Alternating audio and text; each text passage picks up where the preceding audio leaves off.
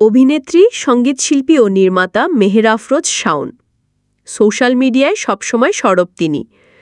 আওয়ামী লীগের রাজনীতির সঙ্গে জড়িত এই অভিনেত্রী আওয়ামী লীগ থেকে দলীয় মনোনয়ন চেয়েছিলেন।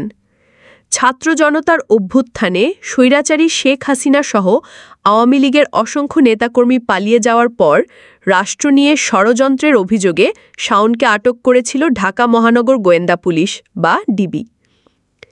ডিবি হেফাজতি জিজ্ঞাসাবাদ করার পর ছেড়ে দেওয়া হয় শাওনকে। এরপরও থেমে নেই অভিনেত্রী।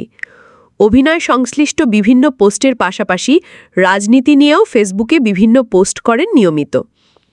এবার মুজিব সিনেমায় শেখ ফজিলাতুন্নেসা চরিত্রে অভিনয় করা জনপ্রিয় অভিনেত্রী নুসরাত ইমরোজ তিশার সমালোচনা করে ফেসবুকে পোস্ট করেন মেহের আফরোজ শাওন। তিশার কয়েকটি ভিডিও ক্লিপ এবং শেখ হাসিনা সহ মন্ত্রীদের সঙ্গে বেশ কয়েকটি ছবি জুড়ে দিয়ে 10 অগাস্ট ফেসবুকে শাওন লেখেন, এই মেয়েটাকে ছোটবেলা থেকে চিনতাম। নতুন করিতে আমার ছোট বোনের সঙ্গে একই ব্যাচে ছিল, একই গানের শিক্ষকের কাছে তালিম নিয়েছে।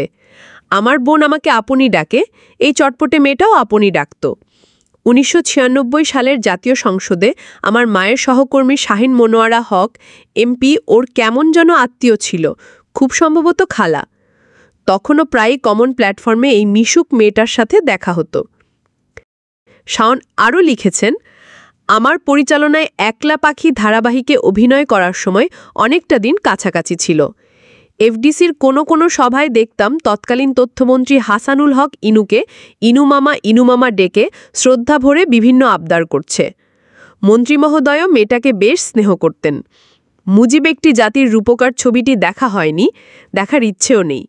বাস্তব জীবনে মেয়েটার যে অভিনয় দেখলাম, শখ মিটে গেছে। পোস্ট শেষে হ্যাশট্যাগে শাওন লিখেছেন, নাটক কম করপিও।